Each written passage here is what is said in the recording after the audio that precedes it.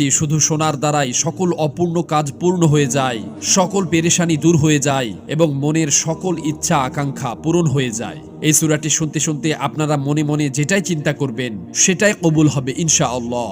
এই সুরাটিকে শুধু আপনাদের মনোযোগ দিয়ে শুনতে হবে, পড়তে হবে না। প্রিয় বন্ধুরা, এই ভিডিওটাকে যদি আপনারা একবার প্লে করেন তো আপনারা এটাকে ছেড়ে যাবেন না, কেননা এটা পবিত্র কোরআনের সূরা। যদি আপনারা এই সূরাটাকে অর্ধেক শুনেই চলে যান তো আপনাদের যেই অপূর্ণ কাজগুলো পূর্ণ হতে যাচ্ছিল, যেই আশাগুলো পূরণ হতে যাচ্ছিল, সেগুলো আবার বিগড়ে যাবে। আমি শুধু আপনাদেরকে সতর্ক করলাম, যদি আপনারা এটাকে অর্ধেক না শুনেই চলে যান তো সেটার দায়ভার একান্তই আপনাদের নিজের। এজন্য কানে হেডফোন পরে নিয়ে মনোযোগ সহকারে এই সূরার প্রতিটি শব্দকে অনুভব করার চেষ্টা করুন। ইনশাআল্লাহ প্রতিটা শব্দের বিনিময়ে আপনাদের চাওয়া পাওয়াগুলো পূরণ হতে থাকবে। আপনারা শুধু মনে মনে আপনাদের যে ইচ্ছা আকাঙ্ক্ষা এবং হাজত রয়েছে সেগুলো চিন্তা করতে থাকুন। ইনশাআল্লাহ এই